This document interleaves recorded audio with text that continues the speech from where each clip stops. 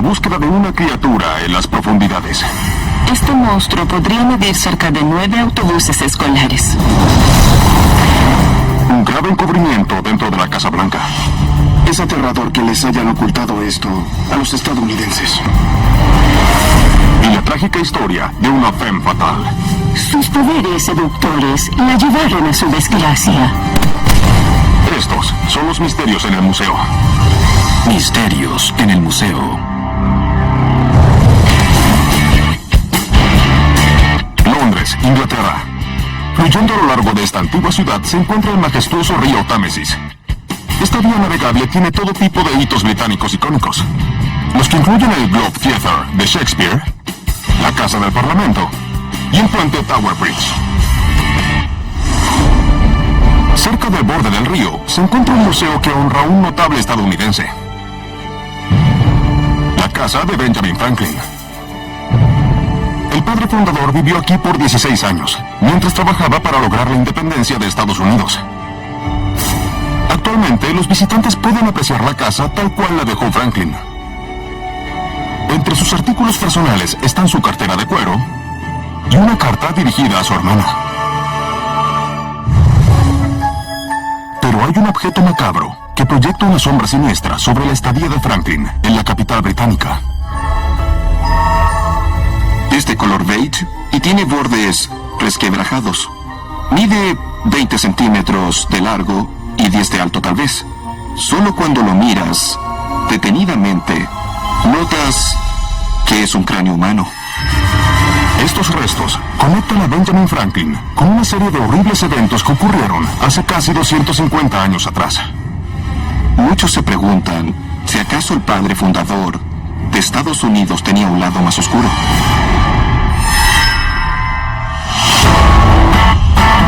Año 1997, Londres, Inglaterra. Unos trabajadores restauraron una casa histórica en el 36 de la calle Craven, la antigua residencia de Benjamin Franklin. En el año 1997, la casa fue comprada para convertirla en el Museo de Benjamin Franklin. La idea era presentarla al público tal como se veía cuando él vivía ahí. Y cuando llevaban un mes trabajando, el equipo es un descubrimiento perturbador. En el sótano, un trabajador desentierra lo que parece ser un fragmento de hueso. Él sigue excavando y encuentra algo aún más aterrador. Una fosa con restos humanos. Fue algo muy desconcertante. Es inusual encontrar una fosa llena de huesos humanos en el sótano de uno de los padres fundadores. Del sótano extraen más de 2000 fragmentos de huesos. Al parecer pertenecen a 28 personas, incluyendo un niño.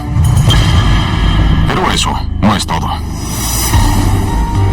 Cuando un patólogo forense analiza los huesos, él descubre que tiene señales claras de agujeros de taladros y cortes que solo pudieron hacerse con un cuchillo cerrado.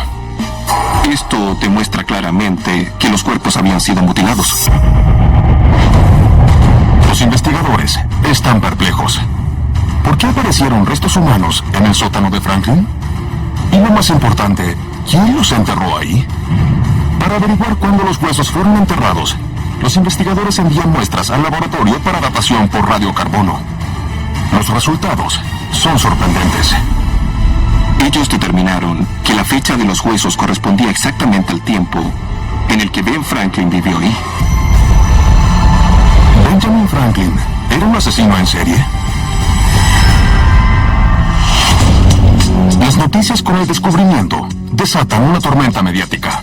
Nadie se imaginaba que en la casa de Benjamin Franklin habría una montaña de huesos humanos enterrados. A medida que la historia se desarrolla, emerge una increíble teoría. Algunos dicen que mientras Franklin vivía en Londres, él se hizo miembro de una organización secreta conocida como el Club Hellfire. Los miembros del Club Hellfire provenían de la alta sociedad. Eran hedonistas, ruidosos y hacían prácticas religiosas oscuras. Incluso algunos adoraban al demonio. Según esta teoría, Franklin organizaba reuniones del Club Hellfire en su casa en Londres, donde él y los participantes practicaban sacrificios humanos. Podría tratarse de un asesinato producto de un ritual abominable. Mientras el rumor crecía, una nueva evidencia sale a la luz y el misterio se resuelve de una vez por todas. Los documentos revelan que Franklin no vivía solo en su casa. De hecho, durante varios años, compartió el lugar con un inquilino, un joven cirujano llamado William Hewson. Los registros históricos mostraban que William Hewson tenía su propia escuela de anatomía en la casa. Y esto, desde luego, apagó todos los rumores sobre sociedades secretas y ritos satánicos. Según los documentos, Hewson enseñaba lecciones de anatomía y técnicas quirúrgicas, usando cadáveres humanos. Se cree que esto explica los agujeros y los cortes. Pero ¿por qué el cirujano enterraría los restos en el sótano? Según los historiadores, en el siglo XVIII, la práctica de diseccionar un cuerpo era considerada un sacrilegio y estaba prohibido por la ley. Los cirujanos que se dedicaban a esto debían hacerlo en secreto. El Dr. Hewson tenía una red de ladrones de tumbas que lo proveían con el suministro de cadáveres para sus estudios. Lo que William Hewson hacía era ilegal. Por eso, cuando terminaba con los cadáveres, en vez de sacarlos de la casa, él los enterraba en el sótano. Muchos historiadores creen que Benjamin Franklin, quien creía en la ciencia, probablemente sí sabía de las actividades ilícitas del cirujano. E incluso estuvo presente en los procedimientos. Es imposible que él no haya sabido lo que ocurría en su casa. Actualmente, estos huesos siguen en exhibición en la casa de Benjamin Franklin, en Londres. Ellos persisten como un oscuro recordatorio de que a veces los hombres más famosos de la historia guardan esqueletos en el closet o en el sótano. La ciudad de Kansas, Missouri, solía ser la casa de las aerolíneas Transworld, más conocida como TWA. Hoy, la historia de esta legendaria compañía se celebra en el Museo TWA.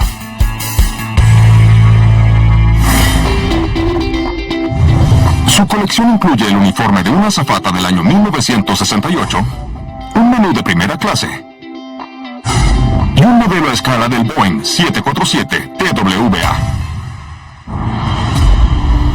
Pero hay un artefacto que pareciera no tener nada que ver con la aviación. El objeto mide menos de 5 centímetros. Tiene forma cilíndrica y está hecho de cobre y acero. Este casquillo de bala tuvo un papel crítico en una infartante historia de terror y coraje frente a la adversidad. Es una historia de heroísmo a 9.000 metros de altura.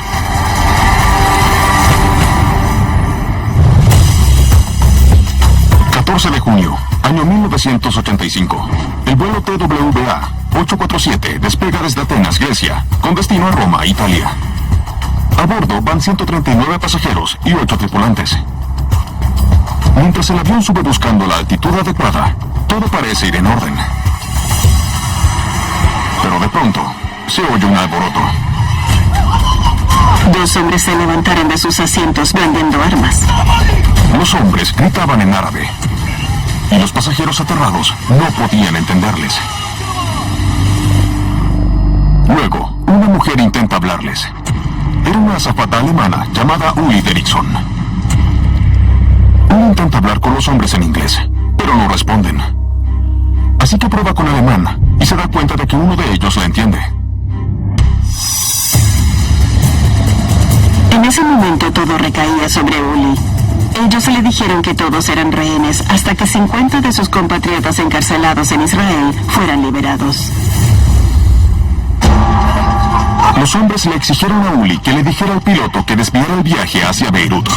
Ahí, el plan era contactarse con las autoridades estadounidenses, con la esperanza de que negociaran la liberación.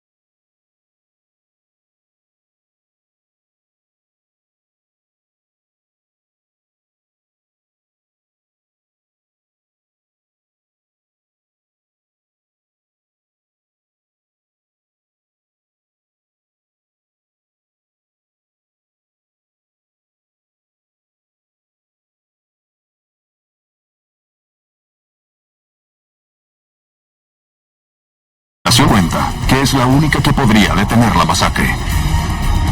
¿Cómo lo hará para salvar a los pasajeros y a la tripulación? Año 1975, Beirut, Líbano. Los pasajeros y la tripulación del vuelo TWA 847 fueron retenidos como rehenes por terroristas. La única persona que puede comunicarse con los secuestradores es una azafata llamada Uli Derrickson. ¿Acaso Uli será capaz de salvar el día? La presión aumentaba y Uli intenta algo radical. Para calmar a los secuestradores, Uli decidió cantarles y escogió una canción de cuna de Brahms.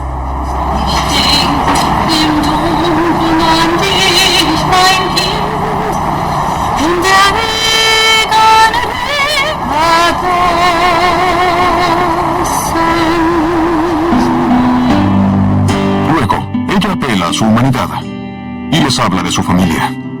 Uli les habla a los terroristas del hijo que tiene en casa y de cuánto la extrañará. Al parecer, la estrategia de Uli comienza a funcionar y los terroristas empiezan a tranquilizarse. Y mientras ella les habla, ellos toman una actitud más calmada. Uli parecía haberse conectado con los secuestradores y ellos se veían más relajados. Horas más tarde, la Casa Blanca termina su negociación con el gobierno israelita, quienes acceden a un intercambio. El calvario había terminado para Uli y todos los que estaban a bordo. Los terroristas accedieron a liberar a Uli y al resto de los pasajeros.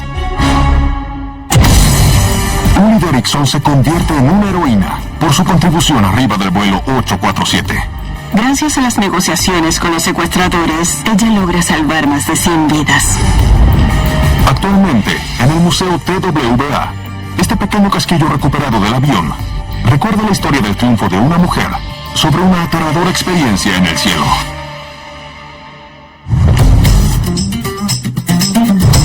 El edificio Gregory, el centro John Hancock y la Torre Willis son algunas de las construcciones más icónicas de Chicago.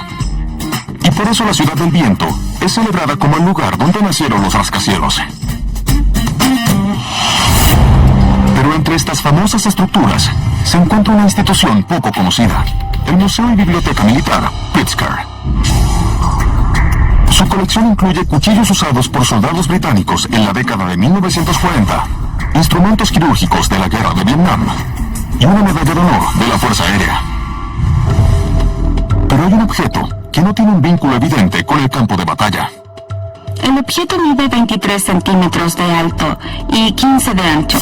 La cubierta tiene un título en ruso y una ilustración colorida de un paisaje amplio y desolado. Esta novela es un clásico. Pero pocos saben que nació de una batalla épica entre dos potencias mundiales. Esta historia era tan poderosa que podía arruinar a un gobierno. ¿Qué papel tuvo este libro en la batalla por la supremacía mundial? Año 1956, Unión Soviética. Boris Pasternak, de 67 años, es uno de los escritores más respetados de Rusia. Su colección de poemas, Mi hermana, la vida, es querida por sus compatriotas. Boris Pasternak es conocido por su poesía y también por sus traducciones de obras occidentales al ruso. Pero para el escritor, esto no era suficiente. El ambicioso autor quería cimentar su lugar en la historia, escribiendo una gran novela rusa. A Pasternak le apasionaba su trabajo y estaba obsesionado con tener un legado duradero en Rusia. El autor trabajaba duramente en lo que creía ser su próxima obra maestra. Una historia trágica de amor, llamada Doctor Zhivago. La extensa novela se situaba en la tumultuosa revolución bolchevique y relataba las dificultades que enfrentaban a diario los rusos. Doctor Zhivago fue la gran obra de Pasternak. Relataba la desolación que la guerra civil provocó en la gente común y corriente. Pasternak creía que su novela podría ser significativa para toda una generación. Pero justo cuando Doctor Zhivago iba a ser publicada, Pasternak recibe malas noticias. Los oficiales soviéticos interpretaron el libro como un ataque al régimen comunista y prohibieron la novela. Pasternak no puede creer que su obra maestra no estará disponible para que su gente la lea. El autor se rehúsa a darse por vencido y decide que a pesar de que el público para quien escribió la novela no puede leerla, aquellos fuera de la Unión Soviética sí lo harán. Pasternak contrabandea los manuscritos del Dr. Zhivago desde Rusia y secretamente organiza su publicación en distintos idiomas a lo largo de Europa. Los críticos del continente declaran la novela una obra maestra y se convierte en un éxito de ventas. A pesar de la recepción positiva, Pasternak se siente desanimado. Su novela nunca será leída por aquellos que más le importan, el pueblo ruso. Pero él recibirá ayuda desde un lugar inesperado.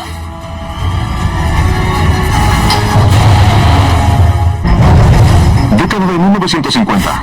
El autor Boris Pasternak escribió lo que a su juicio es la mejor novela rusa, Dr. Zhivago.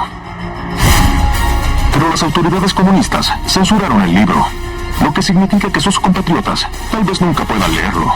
Pero un nuevo capítulo en la vida del libro será escrito desde una pluma inesperada. Año 1958, ciudad de Washington. Estados Unidos se encuentra en una amarga guerra fría con la Unión Soviética. Y la Agencia Central de Inteligencia estadounidense busca menoscabar a los rusos de cualquier manera. Un día, los agentes de la CIA reciben un paquete de los británicos del MI6. Adentro venía el libro, Dr. Zhivago. Los agentes revisan el texto y, al igual que los oficiales soviéticos, ellos lo interpretan como una dura crítica al comunismo. Y entonces, tienen una astuta idea. ¿Qué tal si usan la novela para atacar a la Unión Soviética desde adentro? La CIA creía que este libro sería una poderosa propaganda porque revelaba el sufrimiento que la gente vivía bajo el comunismo. La CIA imprime copias de Dr. Zhivago en ruso. Y en septiembre, los agentes llevan las copias a la Feria Mundial de Bruselas. Ahí, ellos entregan el texto a diplomáticos soviéticos comprensivos, quienes ansiaban leer el libro prohibido de Pasternak en su formato original. Los diplomáticos quedan tan fascinados con la novela que le quitan las portadas y contrabandean las copias a Rusia. Y tal como la CIA lo había previsto, el libro se difunde como un incendio por la Unión Soviética. Los rusos estaban ansiosos por leer la novela y la gente contrabandeaba libros a Rusia y los compartían con sus amigos. La difusión de Dr. Zhivago en ruso resultó ser una campaña muy exitosa.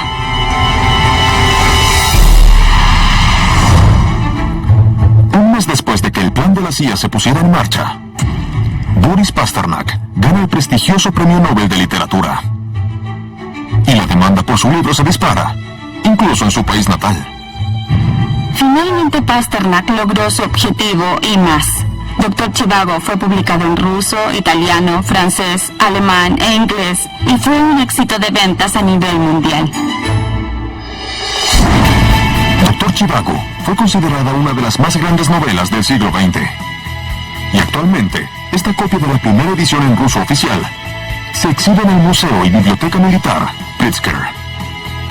Y es testimonio de un increíble plan que finalmente llevó la mejor obra de este revolucionario escritor a su propio pueblo. Stanton, Virginia. Entre las distintas mansiones históricas de este pueblo se encuentra el hogar de la infancia del 28º presidente de Estados Unidos, Woodrow Wilson. Y en el lugar está la institución que celebra su vida y legado, la Biblioteca Presidencial Woodrow Wilson. En exhibición se encuentra el automóvil Pierce Arrow del año 1919 de Wilson, el escritorio que utilizaba mientras estudiaba en la Universidad de Princeton, y su teléfono de la oficina oval. Pero hay un artículo que no parece pertenecer a la Casa Blanca, sino a la consulta de un médico. Mide 30 centímetros de largo y 15 de ancho. Tiene 2 piezas de metal curvas que se unen por un tubo de caucho. porque la pieza en el extremo del objeto amplifica los latidos cardíacos. Este estetoscopio está vinculado a uno de los encubrimientos políticos más elaborados en la historia del país. Este es un relato sobre secretos, amor devoto y el poder ejecutivo.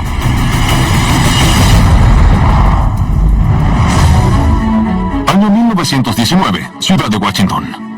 Después de guiar a la nación durante la Primera Guerra Mundial, el presidente Woodrow Wilson es visto como un líder poderoso y apasionado. Wilson tuvo un papel importante en la mesa de negociaciones en Francia. Él era fuerte y vigoroso. A Wilson se le conocía por su alto perfil público. Es el primer presidente en entregar el discurso del Estado de la Unión en persona al Congreso en más de 100 años. También organizaba conferencias de prensa 2 veces a la semana en la Casa Blanca y asistía a reuniones internacionales con frecuencia. Woodrow Wilson era un presidente muy involucrado y tuvo un rol muy importante en el futuro del mundo. Pero el 2 de octubre ocurre algo extraño. El presidente Wilson desaparece repentinamente de la opinión pública. Sin advertencia, los miembros de la prensa tienen prohibida la entrada a la Casa Blanca. Incluso el vicepresidente Thomas Marshall le niegan rotundamente la posibilidad de hablar con Wilson. En una noche, todos los que se reunieron constantemente con el presidente fueron dejados de lado. Nadie tenía permitido acercarse a él. Edith Wilson, la primera dama, le dice al equipo de la Casa Blanca que el presidente quiere trabajar en privado. A pesar de estas medidas extremas, en las siguientes semanas, Wilson parece llevar a cabo sus tareas con total normalidad. Él autoriza la venta de harina de trigo a Rusia y a Polonia. También hace una declaración sobre la huelga de las minas de carbón y veta una ley para aplicar la prohibición. Pero con el transcurso de los meses, el presidente sigue sin ser visto y los rumores empiezan a correr. Rumores decían que el presidente había enloquecido, que tenía sífilis o incluso estaba muerto. A pesar de que el presidente eventualmente asiste a reuniones de gabinete, lo que afirmaba que seguía vivo, él no hace apariciones públicas y deja su cargo en el año 1921. Durante décadas, el extraño retiro de Wilson continúa siendo un misterio. Y casi 70 años después, las circunstancias de su desaparición finalmente salen a la luz. Era increíble que un grupo tan pequeño de personas pudiera ocultarles esto a los estadounidenses. ¿Qué le ocurrió realmente a Woodrow Wilson? A principios de la década de 1990, el diario personal del ex médico de la Casa Blanca, Cary T. Grayson, es liberado al público y documenta un encubrimiento impactante. Según Grayson, todo comenzó el 2 de octubre del año 1919. Esa mañana, Edith Wilson, la primera dama, descubrió a su esposo desmayado en su baño. El presidente había tenido una apoplejía. El doctor Grayson trató a Wilson, pero el episodio dejó al presidente incapacitado. Las actividades cotidianas como leer o comer le parecían extremadamente agotadoras. Después de la apoplejía, no podía sujetar un lápiz sin ayuda. El camino a la recuperación de Wilson parece incierto. Y Edith no tiene idea cuánto tiempo tomará. Y eso deja a la primera dama con una opción desesperada: permitirle renunciar dejando su legado incompleto, o ocultar su enfermedad y mantener a su amado esposo en el cargo. Edith tiene un plan audaz. Ella le dice a la prensa que Wilson decidió retirarse voluntariamente de la opinión pública para centrarse en su trabajo. Pero tras bambalinas, ella misma asume muchas de las responsabilidades del comandante en jefe. Edith Wilson logra mantener en secreto la condición de su esposo durante el resto de su presidencia, y eso le permite mantenerlo en el cargo de manera exitosa. Edith leía y evaluaba gran parte de las peticiones que le enviaban a su esposo, y decidía cuáles eran dignas de mencionar y cuáles necesitaban de su aprobación. Durante ese tiempo, Edith cumplió el papel de un presidente. Edith Wilson lleva a cabo gran parte de los deberes de su esposo en secreto, hasta el término de su presidencia. El rol de Edith en ese entonces fue bastante aterrador, y también hace que uno se pregunte si hizo bien en poner a su esposo por sobre las necesidades de la nación. Correctas o no, las Las acciones de Edith Wilson la ubican en un lugar único en la historia. Algunos historiadores llaman a Edith la primera presidenta. Actualmente, este estetoscopio que le pertenecía al doctor de la Casa Blanca, Cary T. Grayson, está en exhibición en la Biblioteca Presidencial Woodrow Wilson. Y recuerda la enfermedad invalidante del presidente y a una primera dama leal que hizo lo imposible por proteger el legado de su esposo. La ciudad de Washington contiene casi 200 museos que celebran desde la política nacional hasta el arte antiguo. Y una de las instituciones más fascinantes es el Museo Internacional del Espía. Aquí, los visitantes pueden admirar el vestuario tradicional de un ninja, un modelo del famoso caballo de Troya y un Aston Martin que condujo al agente secreto más famoso de Gran Bretaña, James Bond. Además de estas maravillas tecnológicas, hay una herramienta de espionaje mucho más simple, pero igualmente poderosa. El artículo mide 28 por 20 centímetros. Es plano. Tiene un hermoso logotipo impreso de color rojo oscuro y tiene una elegante letra manuscrita en francés. Es un texto muy atractivo. La mujer detrás de esta carta es conocida como una de las espías más famosas de todos los tiempos. Pero pocos saben que hay más de lo que parece en este trágico relato. Sus poderes seductores la ayudaron a alcanzar el éxito, pero también la llevaron a su desgracia. Año 1917, Francia. La Primera Guerra Mundial se desata a lo largo del norte de Europa. Los ejércitos austrohúngaros y alemanes se enfrentan a los franceses, rusos y británicos. Y mientras el conflicto se desenvuelve, las muertes en el frente francés siguen en aumento. La Primera Guerra Mundial fue horrible para Francia. Ellos se desangraban y la moral pública estaba por el suelo. En la primavera, el ejército francés hace un anuncio que parece explicar por qué su frente ha perdido tantos hombres. Su campaña ha sido debilitada por un espía. Los militares afirman que el informante le entregaba secretos a los alemanes, pero que había sido aprendida. Y para sorpresa de todos, la sospechosa no era una espía cualquiera. De hecho, ella era un personaje muy conocido en Francia. Una bailarina exótica llamada Margareta Sela MacLeod, más conocida como Mata Hari. Mata Hari es una de las mujeres más famosas de Europa. La gente la creía cautivadora. Nadie podía quitarle los ojos de encima. La artista fascinó a su público durante años con sus rutinas seductoras, su estilo de vida extravagante y sus amoríos tortuosos. Ella viajaba por todas partes de Europa. Disfrutaba de su tiempo libre y también de los hombres influyentes y oficiales. Tenía un estilo de vida cosmopolita. Pero según la policía francesa, las conexiones de Mata Hari no eran para nada románticas. Ellos afirman que ella sedujo a los oficiales militares para tener acceso a información privilegiada, desde estrategias de combate a los movimientos de las tropas. Luego, ella pasaba esta información a los alemanes, quienes la usaban para desplegar ataques devastadores contra los franceses, lo que resultaba en la muerte de miles de soldados. Se decía que el daño que esta mujer había causado era inimaginable. El público queda atónito. En julio, Mata Hari se enfrenta al tribunal militar. La bailarina afirma ser inocente,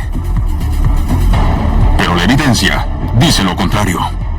Las autoridades tienen telegramas que hablan de los movimientos de un espía alemán apodado H-21 y concuerdan perfectamente con los movimientos de Mata Hari. Les toma solo 45 minutos encontrarla culpable y sentenciarla a su muerte. El 17 de octubre, Mata Hari es llevada ante un escuadrón de fusilamiento. Seductora hasta el final, ella les lanza un beso a los soldados antes de su muerte. Fue una artista hasta el final. Mata Hari muere como una de las agentes secretas más famosas. Se dice que tal vez Mata Hari fue la espía más fantástica del siglo. Pero al parecer, este no es el fin de la historia de esta mujer infame. Décadas después de su ejecución, salen a la luz nuevas evidencias que ponen de cabeza la historia de Mata Hari. ¿Cuál es la verdad detrás de esta espía seductora? Es el año 1917, en Francia. Una bailarina exótica llamada Mata Hari ha sido ejecutada por espionaje. Las autoridades afirman que ella usó sus poderes de seducción para persuadir a los oficiales franceses a revelar la información secreta, la que después fue llevada donde los alemanes. Pero décadas más tarde, aparece otra información que genera una nueva teoría sobre la vida y los crímenes de esta seductora artista. En el año 2001, el gobierno francés divulgó una serie de documentos del caso de Mata Hari. Los periódicos revelan que la información usada para condenarla no era tan clara como parecía en el juicio.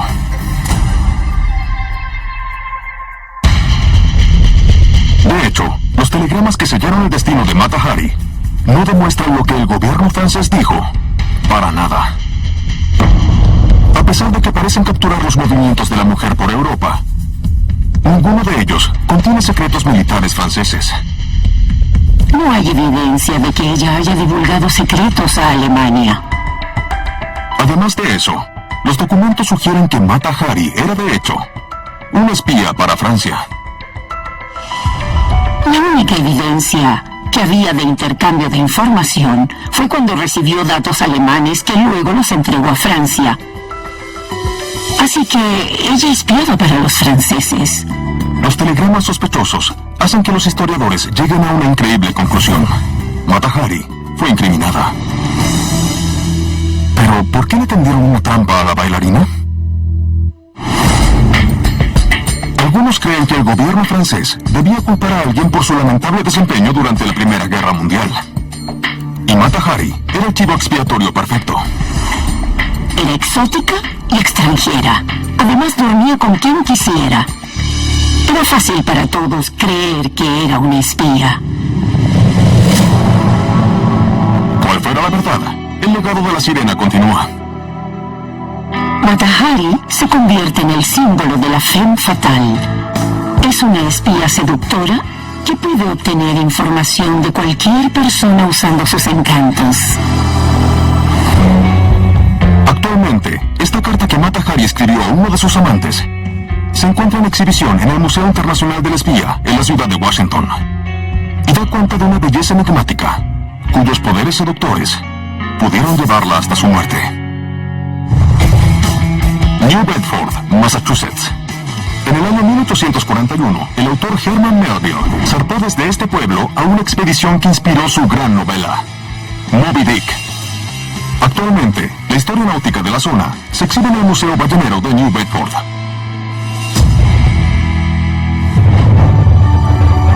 Aquí, los visitantes pueden observar todo tipo de tallados en mandíbulas del siglo XVIII, el esqueleto de una cría de ballena azul y el modelo más grande del mundo de un barco ballenero. Pero hay un objeto que pareciera no pertenecer a un museo marítimo, sino a una película de ciencia ficción. Es un cilindro metálico, muy delgado. Mide cerca de 76 centímetros y parece como si fuera una bala grande. Este extraño instrumento recuerda un fantástico relato de aventuras, exploración y criaturas de las profundidades. Esta es la historia del sinfín de posibilidades que hay en los océanos de la Tierra. Año 1997, Newport, Oregon. El Dr. Christopher Fox es un investigador experimentado para la Administración Nacional Oceánica y Atmosférica, en inglés, NOAA. Su trabajo consistía en monitorear y hacer estudios científicos de los océanos y de la atmósfera. Una de las herramientas más poderosas de la organización era un instrumento científico llamado el hidrófono. Era un aparato para escuchar, igual al de la colección del Museo Ballenero de New Bedford. un micrófono diseñado para registrar o monitorear sonidos submarinos. La mayoría de las veces, Fox y sus colegas captaban sonidos de vida marina o de barcos. Pero un día, ellos escuchan un ruido fuerte y muy distinto a todo lo que habían captado antes. No podían descifrar qué era el ruido. Era la primera vez que lo escuchaban y además sonaba como un blup.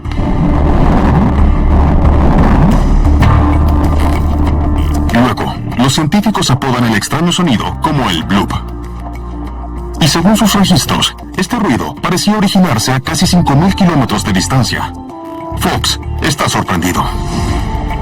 Para que el sonido se escuche a esa distancia, la fuente debería sonar muy fuerte.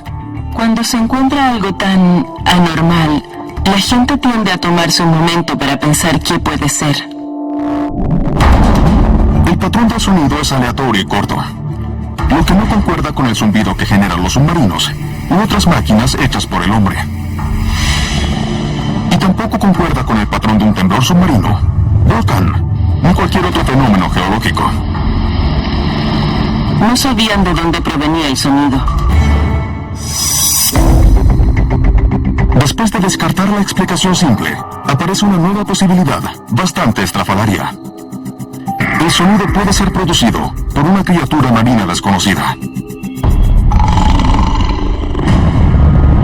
Con el 95% de los océanos aún sin explorar, se cree que hay muchas especies submarinas que aún no se descubren. Conocemos más de la superficie de Marte y de la Luna que de los fondos marinos. Sabemos que hay vida submarina, pero no sabemos a ciencia cierta qué habita ahí. Pero para que un animal submarino haga un ruido tan poderoso como el bloop, este debe tener un tamaño gigantesco. Una ballena azul, la criatura más grande conocida en el planeta, emite un sonido más ensordecedor que un avión. Y según sus cálculos, Fox estima que el bloop suena 3 veces más fuerte. Si consideramos que este monstruo mide 3 veces el tamaño de una ballena azul, hablamos de una criatura que mide alrededor de 9 autobuses escolares. ¿Acaso este ruido proviene realmente de una criatura marina desconocida? Cuando los rumores de que había un animal gigantesco deambulando por el océano llegan a la prensa, comienzan las especulaciones. La gente pensaba, tal vez hay un monstruo gigantesco bajo el agua del que no tenemos idea. Todos tenían sus teorías. Fox y sus colegas siguen monitoreando el bloop durante semanas. Pero no pueden determinar qué genera ese ensordecedor ruido. Y así, repentinamente, se detiene. Y ahora, la posibilidad de descubrir de dónde provenía el extraño ruido parece ser imposible. Durante años, nadie escucha el bloop. Luego, en el año 2008, unos científicos que monitoreaban la actividad acústica en la Antártica captan el mismo poderoso e inusual sonido. Y esta vez, la fuente parece estar muy cerca. El fenómeno volvió a ocurrir y esta vez fue registrado más cerca de su fuente. Los investigadores buscan metódicamente en la región y no encuentran rastros de la enorme criatura marina. Pero sí notan un interesante fenómeno natural que podría resolver el misterio de una vez por todas. Ellos presencian enormes glaciares moviéndose y partiéndose. Un proceso geológico conocido como desprendimiento. Los glaciares se movían y generaban sonidos únicos. Eran ensordecedores, muy cortos y sin ritmo aparente. El ruido creado por la fricción entre los enormes trozos de hielo es idéntico al que captó Fox y su equipo la primera vez en NOAA. Tenía las mismas características, la misma frecuencia y el mismo volumen que lo que escucharon en los años 90. Por lo que este sonido se debía a bloques de hielo separándose y no a una criatura marina desconocida. Los científicos creen que el desprendimiento glacial es la fuente más evidente del bloop. Aún así, muchos siguen preguntándose qué clase de criaturas habitan en las profundidades. Aún queda mucho por explorar y no sabemos qué más encontraremos. Actualmente este hidrófono, usado para detectar sonidos submarinos, se exhibe en el Museo Ballenero de New Bedford, en Massachusetts. Y recuerdo un misterio marítimo y un ruido que se escuchó por todo el mundo. Desde un famoso padre fundador a una primera dama pionera. Del terror en los cielos a un monstruo marino. Soy Don Willman y estos son los misterios en el museo.